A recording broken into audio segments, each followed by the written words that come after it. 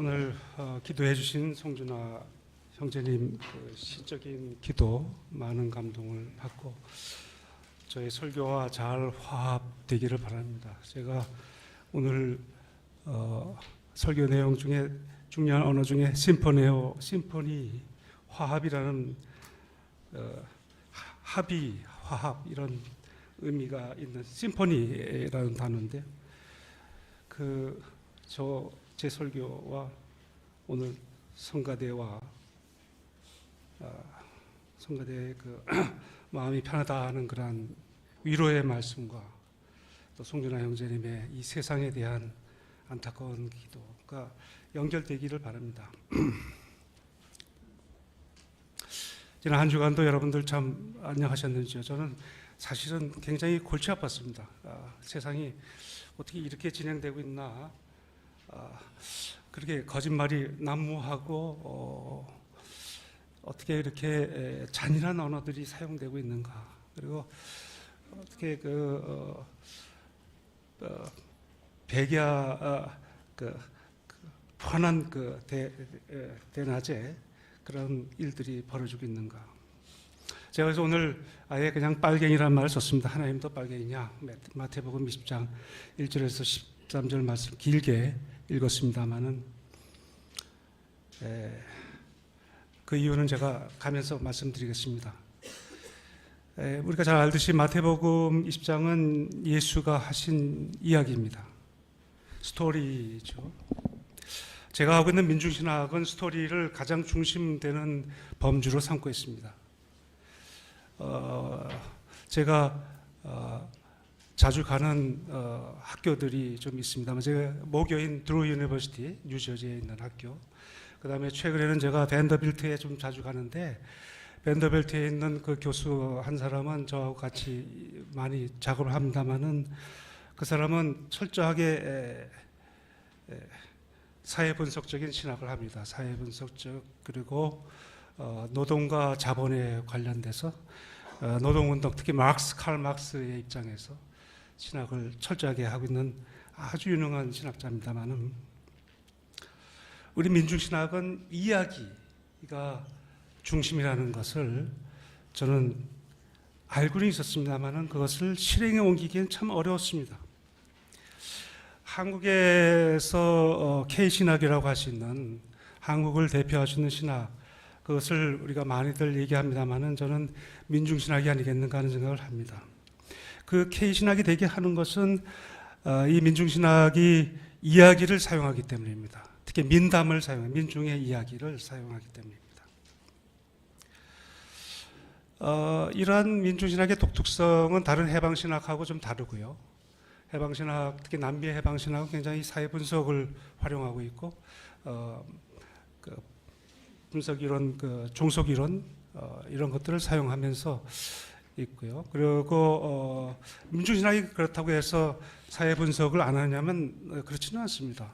소시오바이오그래피라는 언어도 사용하고 있고 그다음에 하부 구조라는 단어도 사용하고 있고 하여간 이런 민중신학이 그쪽에 닿고 있는 건 아닙니다만은 그런 민중신학이 되게 하는 한국의 신학이 되게 하는 것은 역시 문화적인 요소인 이야기, 민담이 그 속에 아시아적 민담, 세계의 민담 그리고 한국의 민담이 들어있기 때문입니다. 요즘 K문화, K팝, K음식 이런 것이 진행되고 있습니다만 저는 K신학이 이제 나타나야 된다. K신학이 가능한 것은 아시아에서는 이미 한국의 민중 해방신학을 굉장히 인정을 하고 있습니다. 한국에서는 이상하게, 특히 대학에서는 이상하게 한국의 보수적인 그러한 상황에서는 한국에서는 제도권에서는 민중신학이 많이 밀렸습니다. 그래서 지금 교수로 남아있는 민중신학자는 없고요. 주로 민중신학 회원들은 다 박사학위를 갖고 있는 사람들이지만은 정식 교수로 잘 채용되고 있지 않습니다. 민중신학이 그럼에도 불구하고 희망이 있다는 것은 저는 특히 해외에서 아직도 민중신학을 기대하고 있고 무슨 말을 하는가를 듣고 싶어하는, 특히 아시아에서는 그렇습니다. 이런 민중신학을 K신학으로 만든 분들은 초대 민중신학자 천암동이었습니다. 천암동 선생님은 66세라는 이른 나이에 일찍 돌아가셨습니다. 안병무 선생님은 70대 중반까지 사셨지만은 사실상 은퇴하고 나서부터는 계속 아팠습니다. 때문에 사실 60대 초중반에서 학문적인 작업을 어느 정도는 마쳤습니다. 그러나 이 두 분께서는 한국과 아시아의 민중 신학을 발전시킨 분입니다. 천암동 선생님은 한국과 아시아의 민중사 속에 숨어있는 민담을 모았습니다. 그리고 동시대, 천암동 선생의 동시대의 민중들의 이야기들을 모아서 신학화해 보았습니다. 그것이 방법론적으로 이게 쉬운 게 아닙니다. 그렇기 때문에 너무 당연한 소리로 끝날 가능성이 있습니다. 그렇기 때문에 이 이야기 신학을 한다는 게 굉장히 어렵습니다. 안병무 선생님은 신약학자로서 예수의 이야기를 중심으로 신학을 했습니다. 그래서 예수의 이야기와 민담의 이야기를 천암동 안병무가 하면서 이 이야기가 우리 민중신학의 굳건히 자리를 잡았습니다. 중요한 그러한 카테고리로 자리를 잡았던 거죠. 이야기 속에 엄청난 그 해방적인 힘, 트루스, 진리를 드러내는 힘이 있다는 것을 이 초대 민중신학자들이 알았던 겁니다. 그래서 저희 같이 2세대 민중신학, 또 3세대, 4세대 민중신학자들은 이 이야기를 신학적으로 활용하는데 참 어려움을 겪었습니다. 이야기를 계속 한다고 해가지고 신학이 되는 건 아닙니다. 그래서 그것을 저는 노력을 했었습니다만은 최근에 돌아가신 C.S. 송이라고 하는 송천성 대만 신학자입니다. 세계적으로 유명한 신학자인데 이 사람이 스토리 테올로지, 이야기 신학으로 굉장히 명성이 있는 분입니다. 최근에 돌아가셨습니다. 96세에 돌아가셨는데 대만에 이분이 한국에 와서 강연을 하면서 한국 민중신학은 premature death, 자라지도 않고 죽었다, 이렇게 얘기를 했습니다. 왜 그러냐면은 이야기를 잃어버렸기 때문에, 더 이상 이야기를 사용하지 않기 때문에 한국 민중신학은 죽었다, 이렇게 얘기했습니다. 제가 그래서 C.S. 송을 만나려고 대만에 가서 물론 장영신학대학교에서 강의가 있고 그래서 이제 가긴 했습니다만 만나려고 했지만 못 만났습니다. 이분이 그때 몸이 좀 안 좋았고 이메일을 잘 안 들여다보더라고요. 어쨌든 만나질 못했습니다만은 제가 그 당시에 조금 반발을 했었던 거지만은 지금은 이 premature death, 이 성숙되지 않은 죽음, 어렸을 때의 죽음이라고 비판한 것에 대해서 겸허히 받아들여야 되겠다 하는 생각을 했습니다. 그래서 그 후에 저는 이 이야기에 대해서 깊이 고민을 했습니다.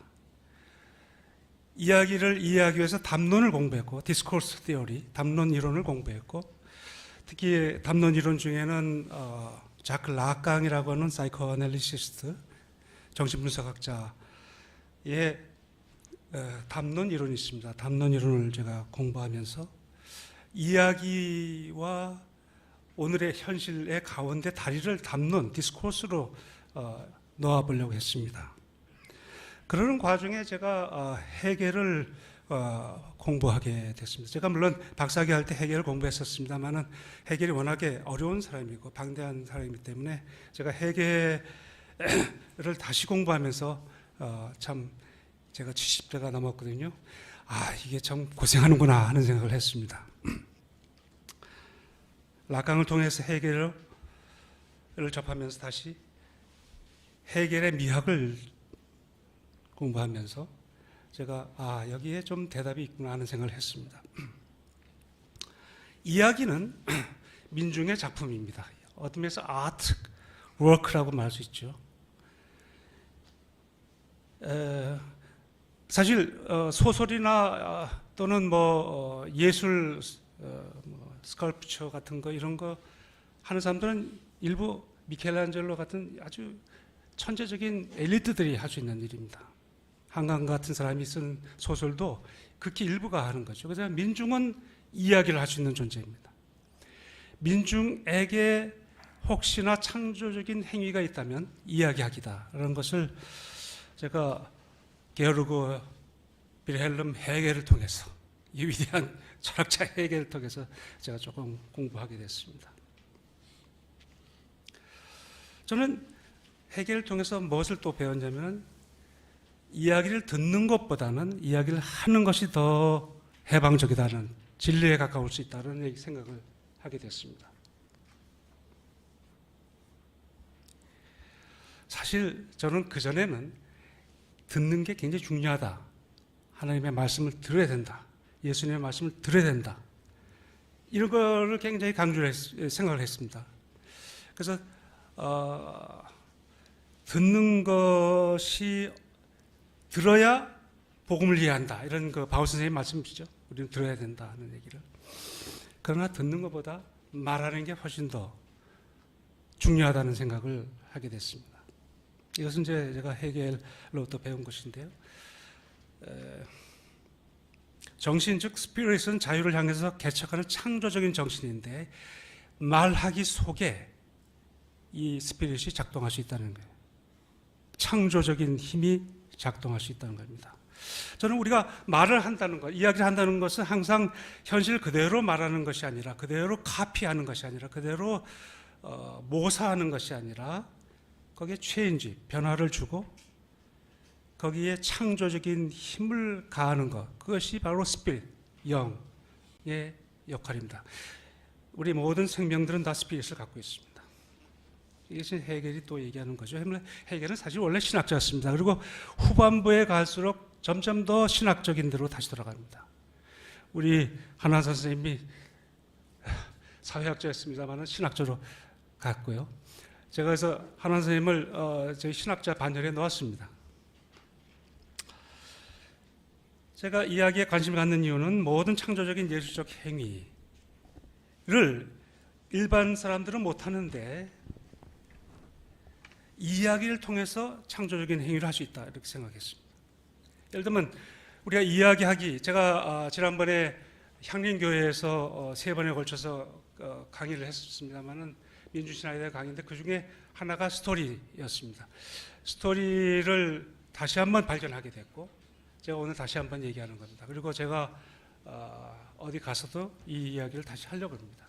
좀 더 보편적인 논문을 만들어서 발표를 하려고 합니다만, 스토리 텔링, 이야기하기라는 말로 보통 이렇게 클리셰로 이렇게 돌아다닙니다만은, 저는 스토리 메이킹이다라는 얘기를 하고 싶습니다. 스토리 메이킹, 또 스토리 라이팅.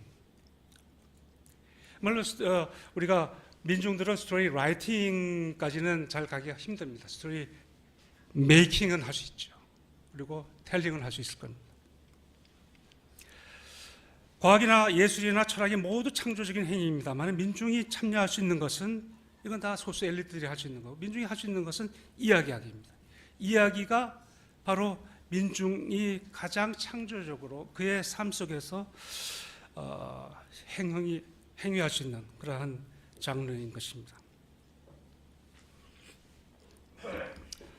저는 리스닝보다는 스피치가 더 창조적인 의미를 갖고 있다고 얘기했습니다. 그리고 그냥 스피치, 말하기보다는 오히려 스토리를 이야기하기가, 스토리를 만들기, 재구성해서 만들기가 더 창조적이라고 말하고 싶습니다.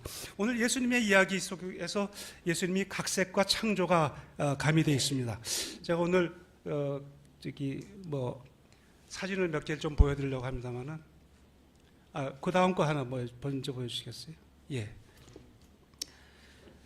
이게 이제 작품입니다만은 work of art죠. 예술의 작품인데, 왼쪽 거를 보시면은 거의 사진과 같습니다. 이것은 사실 그렸다 그래요. 근데 저는 현실을 그대로 보여준 작품이죠. 그래서 오른쪽 걸 보시면은 스피릿이, 인간의 창조적인 영이 이 속에 가미돼서 새롭게 표현되고 있죠.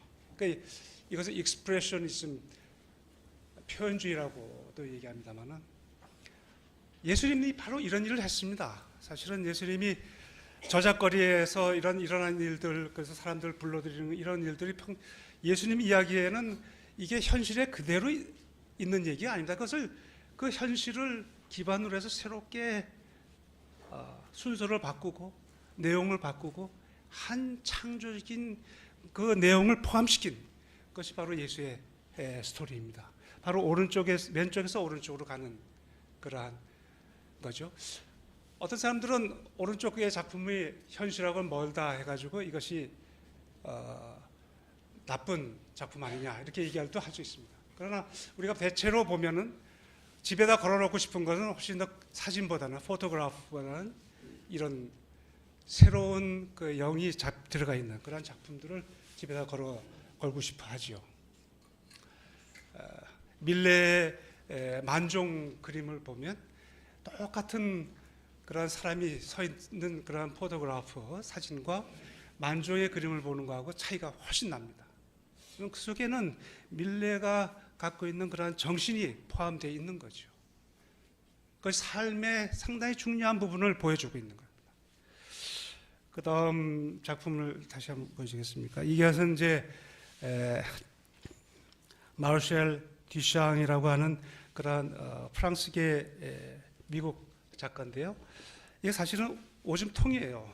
근데 이 제목을 어떻게 붙였냐면 자기가 머트라고 하는 로버트 머트라고 하는 1917년도에 자기가 이 작품화했다 해가지고 사실은 머트는 이 듀샹의 가명입니다. 이 듀샹이 남의 이름을 그러니까 다른 사람의 이름을 해석에다 붙여놓고 1917년도에 작품 전에다가 내놨죠. 오줌통인데 제목을 파운틴으로 붙였습니다. 샘. 이건 현실을 그대로 가져왔지만 완전히 뒤바꿔 놓은 거죠.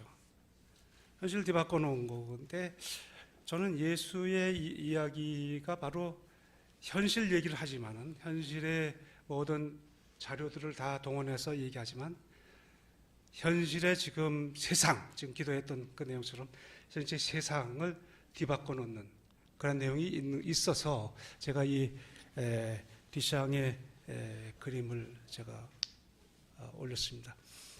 하나 더 제가 부탁을 했는데 요거는 스피릿이 담겨 있는지 모르겠습니다만 이건 AI의 작품이라고 합니다. 사실 AI가 굉장히 우리 인간의 정신 영역에 깊이 지금 침범해 들어와 있죠. 그래서 사실 AI가 우리 인류의 문명을 파괴할 것이다. 뭐 그런 얘기도 합니다만은 어쨌든 참고로 제가 올렸습니다. 오늘 성서 본문은 이야기로 구성되어 있습니다. 이 이야기는 우리의 익숙한 장면들을 그대로 그려주지 않고 아까 말씀드린 대로 새로운 구도로 변형시켜서 이야기되고 있습니다.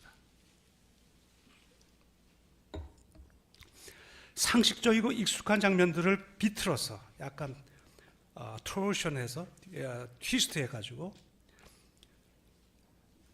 퍼밀리어한 걸 언퍼밀리어하게 만든다. 그러니까 익숙한 것을 익숙하지 않은 것, 이상한 것으로 만드는 그러한 방식을 사용했습니다. 예를 들어서 우리가 아는 상식으로는 8시에 나가서 일할 사람을 구하고 나서 좀 모자르면 9시나 10시에 가서 사람들을 불러서 일을 시키는 것이 당연한 거고 그것이 이치입니다. 그런데 오늘 예수님은 12시에 나가서 사람을 불러들였고 3시에 나가서 그 다음에 심지어 5시에 나가서 사람들을 불렀습니다. 이렇게 익숙하지 않은 것들을 선택했습니다. 이렇게 익숙하지 않은 것들을 선택해서 이야기함으로써 오늘의 우리의 현실에 변혁을 가져다 줄 수 있습니다. 예수님은 이야기를 많이 하신 분입니다. 그러나 바울 선생은 이야기를 하신 분이 아니라 만연체적인 그러한 서신체, 설교체를 쓰신 분입니다. 명제적이고 그 명제를 설명하는 그런 설명체입니다. 이에 비해서 복음서는 예수를 중심으로 한 이야기들로 구성되어 있습니다. 예수의 이야기들은, 특히 오늘의 이야기는 변환기를 맞는 우리 사회에 굉장히 주는 함의가 굉장히 깊습니다. 일반적으로 얘기하는데 우리는 이야기를 일반적으로 얘기하면 이야기는 우리의 삶의 중요한 부분을 선택해서 그것을 확장하고 강화하고 인텐시파이하고 그리고 심지어는 바꿔서 변형해서 삶의 새로운 의미를 불어넣어주는 역할을 한다, 이렇게 얘기하고 있습니다. 오늘 포도원 일꾼들 이야기는 현실을 그대로 묘사하는 것이 아니라 변형을 가함으로써 우리에게 문제의식을 제공해 줍니다. 그리고 거기에 대한 대답을 주고 있습니다.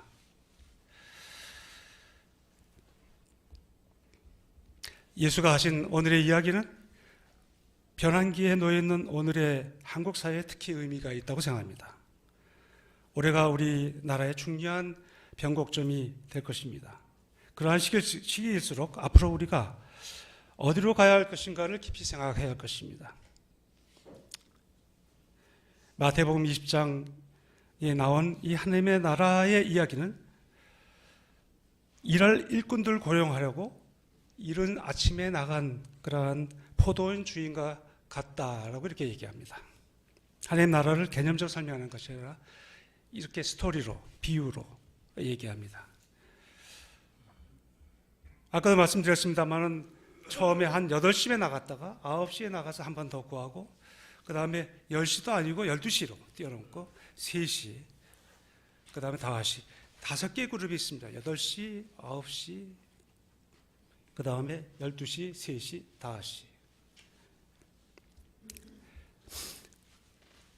그래서 이 5개의 그룹으로 분류가 되고 있는데 이 5개 그룹이 일을 마치니까 주인은 임금을 어떻게 주냐면 5번째 사람부터 줍니다. 맨 나중에 온 1시간만 일한 사람에게 줍니다. 처음 온 사람이 맨 마지막에 봤는데 처음 온 사람을 먼저 줍니다. 죄송합니다. 처음 온 사람을 먼저 주고 두 번째 온 사람을 그 다음에 주고 세 번째 온 사람, 맨 마지막에 다시 온 사람은 맨 마지막에 줍니다. 그 이유는 처음 온 사람이 1데나리온을 받아가지고 갈 때, 이게 1데나리온이 바로 그 당시에 하루의 품삯이죠. 이 1데나리온을 받고 돌아가게 하려고 했던 것입니다. 그 다음 사람들이 돈을 얼마 받는가를 못 보게 하기 위해서 배려했던 것이죠. 이것도 예수님의 각색입니다. 스토리텔링의 묘미죠. 근데 맨 마지막에 5시에 온 사람이 받을 때 맨 마지막 처음 온 사람이 맨 마지막에 1데나리온을 받으면서 어떤 생각을 했냐면은 처음에 1시간 일한 사람이 1데나리온을 받으니까 나는 한 2배쯤 받을 것이다 이렇게 생각했죠. 그렇지만 그 생각이 9시에 받은 사람들도 1데나리온 밖에 못 받는 것을 보면서 생각하면서 사실 마음에 조마조마하고 부글부글 했을 것입니다. 그래서 처음 온 사람이 1데나리온을 받으면서 주인에게 와서 말하기를, 왜 하루 종일 찌는 더위 속에서 온종일 수고한 사람 자기들과 1시간밖에 일하지 않는 저 사람들에게 동일한 임금을 주면 되느냐, 왜 그렇게 했느냐 하고 불만을 터뜨렸습니다. 그런데 12절에 정확한 워딩을 보면 다음과 같습니다. 오늘 요즘 워딩이란 말 헌법재판소에서 많이 쓰는 말인데, 워딩을 자세히 보면은 마지막에 온 사람들은 1시간밖에 일하지 않았는데도 찌는 더위 속에서 온종일 수고한 우리들과 똑같이 대우하였습니다. 똑같은 임금을 주었습니다가 아니라 대우하였습니다. 그래서 똑같이라는 말이 굉장히 중요한데요. 이수스라는 말입니다. 헬라어로 이수스, equal이라는 말이죠. 그래서 영어로 써서 안 됐습니다. You have made them equal to us. 그들이 나하고 우리들과 동일하게 만들었습니다. equal to us. 이수스, equal이란 말에 여기에 방점이 있습니다. 평등하다는 말은 이 불평등한 이 세상 속에서는 사실은 디바인한 말입니다. 영적인 말이고 스피리추얼한 말이고 그 다음에 신적인 말입니다. 오늘 우리 사회는 세상은 평등하지가 않습니다. 이퀄과는 이수스와는 먼 그러한 불평등한 사회입니다. 인류학계에 나온 사람들은 전문직으로 가거나 대기업에 취업을 합니다. 그렇게 되기 위해서 부모들은 어렸을 때부터 투자합니다. 이건 우리나라만의 현실은 아닐 것입니다. 우리는 이러한 현실을 어떤 용어로 이렇게 부릅니다. 메리토크라시라고 부릅니다. 메리토크라시. 성적 중심 사회. 메리트가 성적이죠. 그 다음에 크라시는 체제입니다. 성적 중심의 체제, 시스템. 메리토크라시. 성적에 따라서 인류학교에 가고 인류 직장을 얻는 그러한 보상을 받습니다. 이것을 메리토크라시. 우리 세길교회가 아마 여기에 많이 혜택을 받은 사람들이 많을 겁니다. 하지만 점점 더 우리는 메리토크라시 속에서 사는 것이 얼마나 힘든 삶인가를 생각을 해야 할 것입니다. 이러한 사회에서 살아남기 위해서 부모님들은 우리가 어렸을 때부터 우리에게 투자합니다. 이렇게 투자할 수 있는 가정의 자녀들은 높은 성적을 받습니다. 특히 미국과 같은 사회에서는 특히 그렇습니다. 아주 최상류 학교가 있죠. 우리나라는 서울대학교나 연고대 스카이가 있고 그다음에 여러 인서울 학교도 있고 중요한 대학들이 많이 있습니다만은 또 특화대학교 많이 있고 합니다만은 그러나 미국처럼 이렇게 아주 강하게 메리토크라시가 정착된 나라는 아마 없을 겁니다. 그런 사회 속에서 지금 앨런 머스크 같은 사람이 날뛰는 거죠. 우리 사회도 그렇게 지금 진행되고 있는 겁니다. 강남의 파라군이 그런 것을 하고 있고요.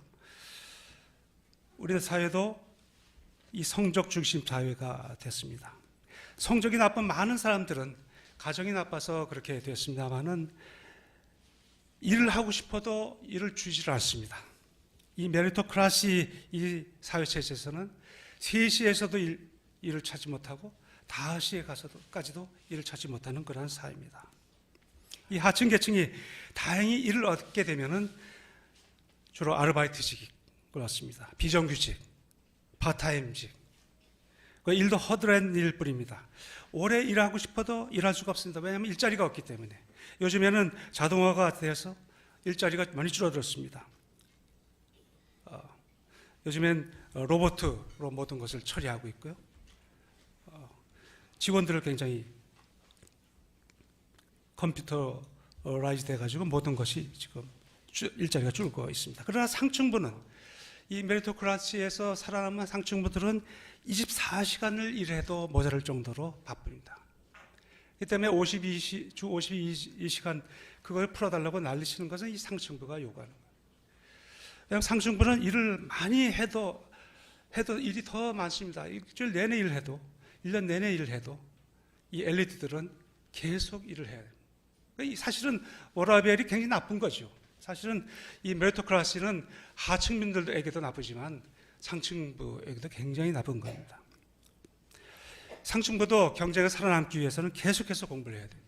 계속해서 자기 훈련해야 되고 계속해서 AI를 공부해야 되고 24시간 일을 해야 됩니다. 그래야 자기의 지위를 유지합니다. 오늘날 위기의 2030은 이 메리토크라시의 부산물입니다. 잘못된 부산물입니다. 윤석열은 이들에게 아무 보상 없이 자기의 정치적 욕심을 위해서 이들을 사용하고 있습니다. 거짓 메시아라고도 할 그런 사람들이 요즘 이 세상에 나타나고 있습니다. 도널드 트럼프라든가 일론 머스크라든가 이런 사람들이 지금 세상을 지배하고 있습니다.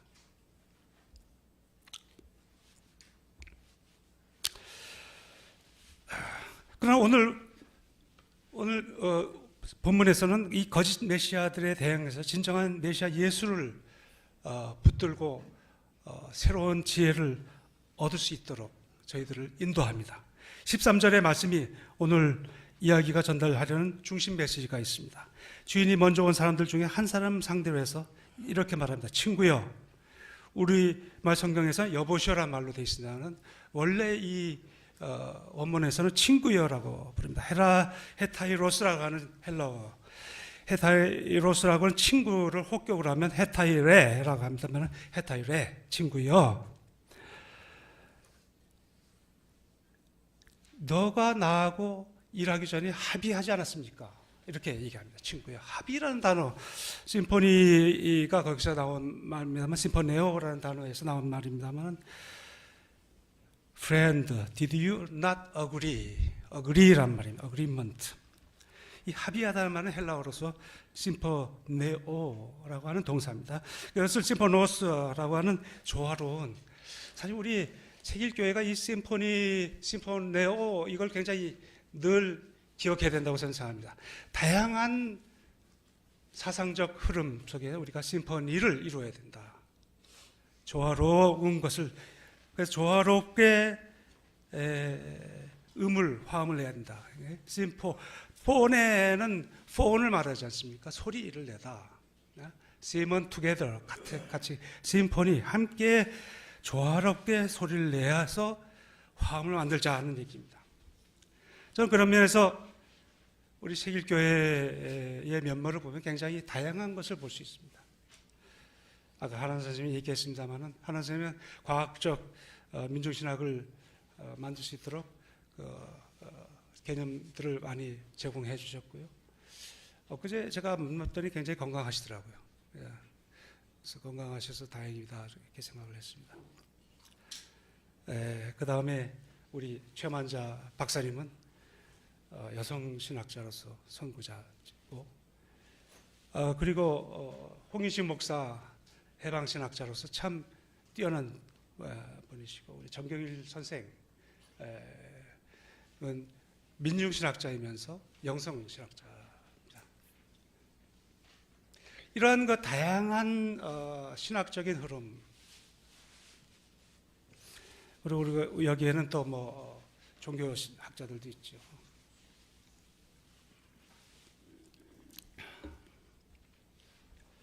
기리정 박사, 차옥성 선생 이런 분들이 다 종교신학자입니다만은, 이런 분들이 다 함께 우리가 화음을 내면 커다란 좋은 의미 나올 수 있지 않겠는가. 저는 그래서 제가 우리 세길교회 문화원에서 그런 일을 많이 했으면 좋겠다는 생각을 합니다.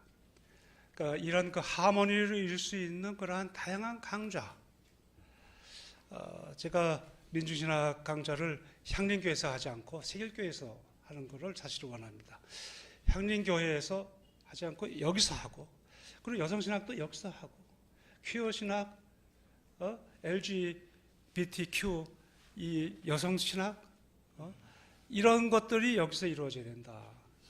영성신학, 이런 여기서 이루어져야 된다. 생각합니다. 그래서 제가 한 3개월간 해외 나갔다가 돌아오면은 여기서 민중신학을 강의할 수 있도록 기회를 잡아주셨으면 감사하겠습니다.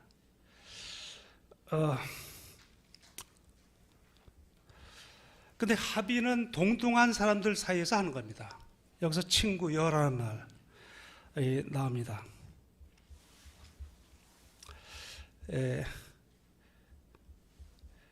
친구여, 친구란 말, 아까 제가 헤타이로스라는 말, 헬라어로 헤타이로스, 그다음에 헤타이레가 혹격이죠. 헤타이레, 친구여, 당신이 나하고 합의하지 않았습니까? 우리가 합의라는 단어, 그다음에 친구라는 단어, 이것이 오늘 우리 한국 사회에 주는 엄청난 그러한 의미가 있다는 것을 제가 강조하고 싶습니다. 오늘날 모든 사람들이 친구로 대우를 받는 그러한 사회, 그런 사회가 돼야 된다. 그러나 메리토크라시에서는 제일 좋은 사람들, 우선적 선택을 받은 사람, 경쟁력인 사람들이 지배하고 있는 사회입니다. 메리토크라시는. 그러나 대다수 사람들은 12시에 온 사람들입니다.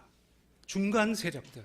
사실 이 12 사람들은 항상 위로 진입하고 싶어하는 그러한 갈망과, 그리고 밑으로 떨어질 수 있는 3, 4그룹, 4, 5그룹으로 떨어질 수 있는 그러한 위험 속에서 항상 늘 불안한 존재. 이것을 권력자들은 이용하고 있습니다. 이번에 난입 사건 같은 것도 아마 그런 사건이 아닌가 하는 생각을 합니다. 그럼에도 불구하고 이 12시 그룹, 사람들은 친구로서 4, 5그룹과 손을 잡습니다. 그것이 저는 민노총이고 한국노총이라고 생각합니다.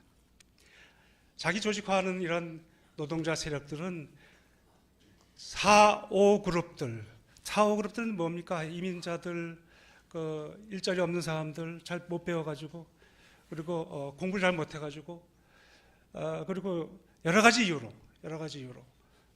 일자리가 없는 사람들 아닙니까? 고용돼도 굉장히 비정규적인 고용을 당하고, 이런 사람들을 우리가 프레카리오스라고 얘기합니다. 프레카리아트라고 얘기하죠. 프리케리어스 플러스 프롤레타리아를 합쳐서 프레카리아트라고 얘기합니다. 이 4, 5그룹들이 프레카리아트입니다. 3그룹, 12시에 온 사람들도 프레카리아트에 속합니다. 그러나 이 사람들은 내가 평등한 존재라는 것을 깨닫고 자기를 조직하는 사람들이고, 이것이 우리 사회의 중심이 되어야 된다고 저는 생각합니다. 이런 사람들 친구가 아니라 밑으로 대하고 하는 그런 극우 세력들은 이 세상에서 사실은 존재하기가 참 어렵게 되도록 그렇게 시스템을 우리가 형성해야 된다, 이렇게 생각합니다. 극우 유튜버들은 이 프레카리아트라고 불리는 약자들과 연대하는 사람들을 종북 좌파, 빨갱이, 반국가 세력, 그리고 또 주사파라고까지 얘기합니다. 주사파는 사실 우리 세상에 없는데 요즘 그렇게 몰고 있습니다. 놀라운 것은 오늘의 포도원 주인이 바로 이 프레카리아트를 도와주고 있고, 프레카리아트를 친구라고 부르고, 그리고 연대하는 사람이라는 것입니다. 이 포도원 주인은 메시아요, 하나님이라고 한다면은, 그렇다면은 메시아도 하나님도 빨갱이가 될 수 있는가 하는 것입니다. 제가 경험한 일 중에 이해할 수 없는 한두 가지가 있습니다. 제가 두 가지만 얘기하겠습니다. 첫째는 돈이 없고 가난하고 지위가 없는 사람이 은행에 가면서 돈을 벌 때 돈이 많은 사람들보다 훨씬 더 이자가 높습니다.